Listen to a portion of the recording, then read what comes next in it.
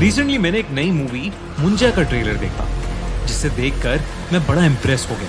पहले तो मुझे लगा ये कोई फिक्शनल कैरेक्टर है, लेकिन जब मैंने मुंजा के बारे में रिसर्च की तो मुझे पता लगा कि वो कितना भयानक है।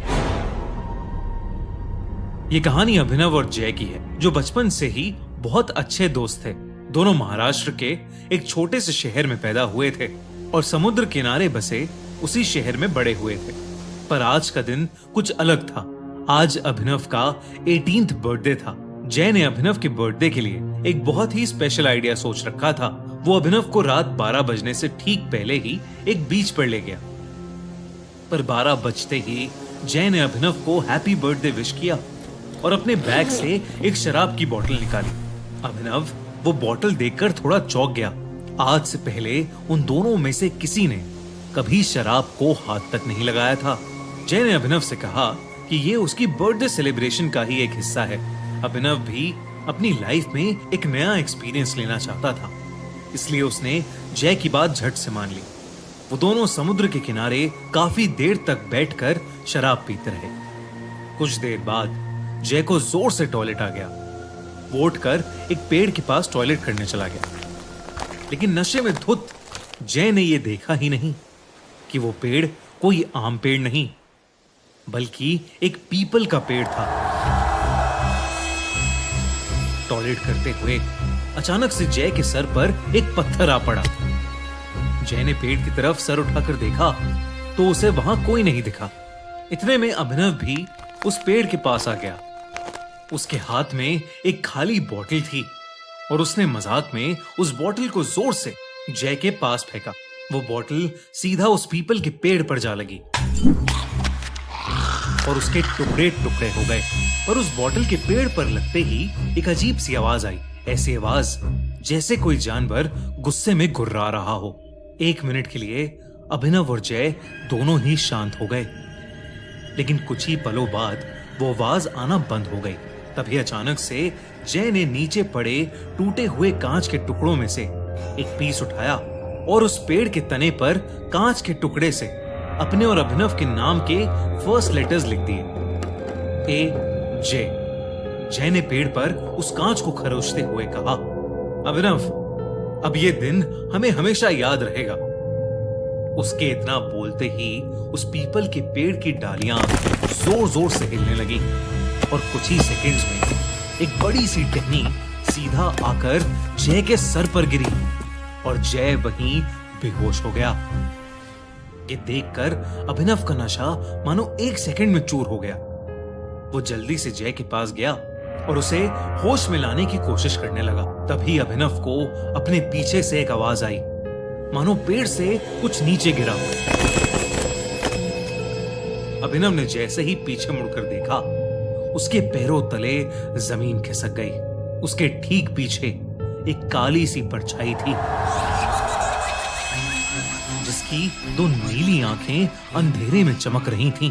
अभिनव को अपनी नजरों पर विश्वास ही नहीं हो रहा था।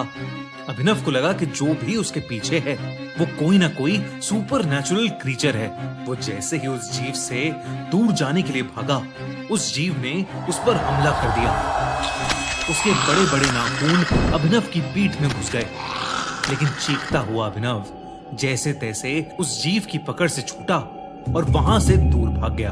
दूर जाकर अभिनव ने देखा कि वो जीव एक काली परछाई में बदल गया है और वो बेहोश पड़े जय के मुंह के अंदर घुस गया। और तभी अचानक जय अपनी बेहोशी से उठ खड़ा हुआ। अभिनव दूर से उसका नाम बार बार पुकार रहा था, पर जय मानो सुन्न होकर एक ही जगह पर खड़ा था।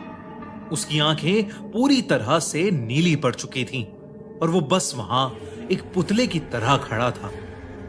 तभी अचानक से जय जमीन की तरफ झुका और उसने वहां पर पड़े टूटे हुए कांच का एक टुकड़ा उठा लिया और अपनी शर्ट फाड़कर अपनी छाती पर उसी कांच के टुकड़े से वो AJ लिखने लगा, ठीक वैसे ही जैसे उसने उस पीपल के पेड़ पर लिखा था।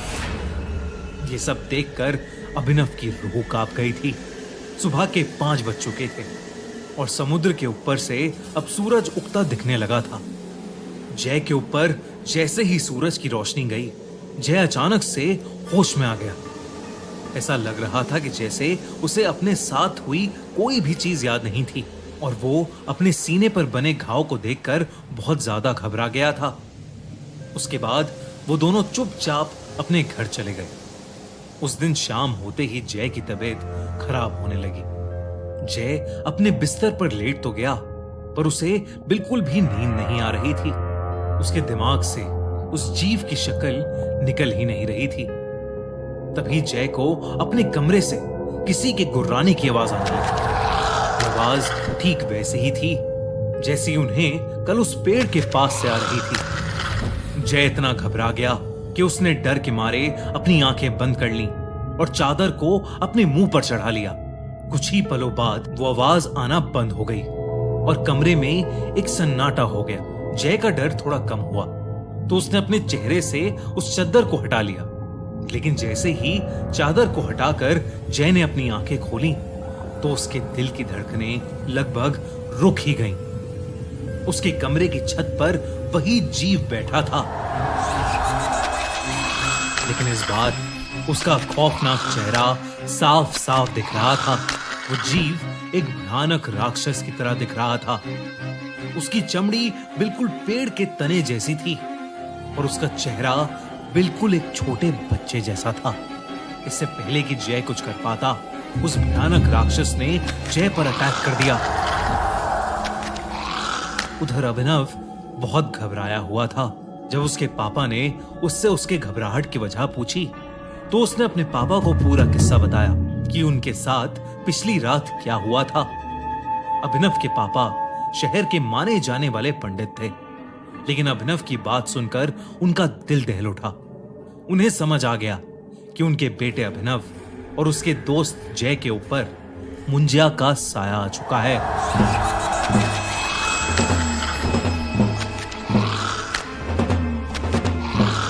उन्होंने बताया कि मुंजिया एक ऐसा असुर है जो एक बार पीछे पड़ जाए तो पीढ़ियों तक पीछा नहीं छोड़ता।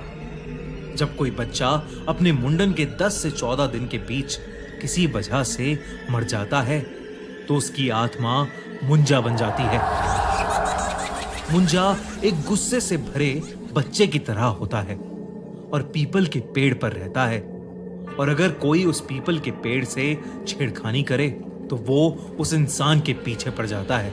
उन्होंने उसी वक्त अभिनव और जय को लेकर उस पेड़ के पास जाने का डिसीजन लिया। रात को अभिनव और उसके पापा जय के घर पहुंचे, पर वहां जो उन्हें दिखा उस पर किसी को विश्वास ही नहीं हुआ। जय की अपने बिस्तर में ही मौत हो चुकी थी।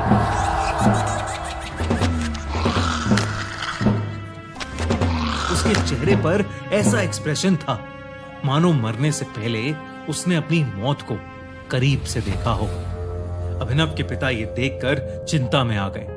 वो अभिनव को लेकर फौरन उस पीपल के पेड़ के पास पहुंचे और अभिनव के पिता ने उसी समय उस पेड़ के सामने एक छोटी सी पूजा करके उस मुंजा से हाथ जोड़कर माफी मांगी। वो कई घंटों तक पूजा करते रहे और उस मुंजा से माफी मांगते रहे।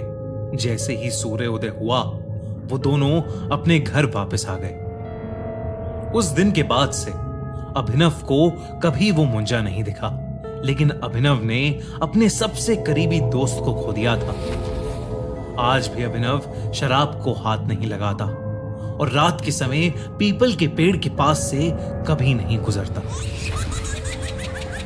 दोस्तों, मुंजा बहुत ही खतरनाक है और मुंजा की एक ऐसी दिल दहला देने वाली कहानी लेकर आ रहा है मैडॉक फिल्म्स, वही मूवी प्रोडक्शन हाउस जिसने स्त्री और भेड़िया जैसी फिल्म्स बनाई हैं। एक यंग लड़का बिट्टू जब अपने गांव जाता है तो उसे अपनी फैमिली के एक सीक्रेट के बारे में पता चलता है और तब उसका सामना होता है एक बदले से भरे मुंजिया से।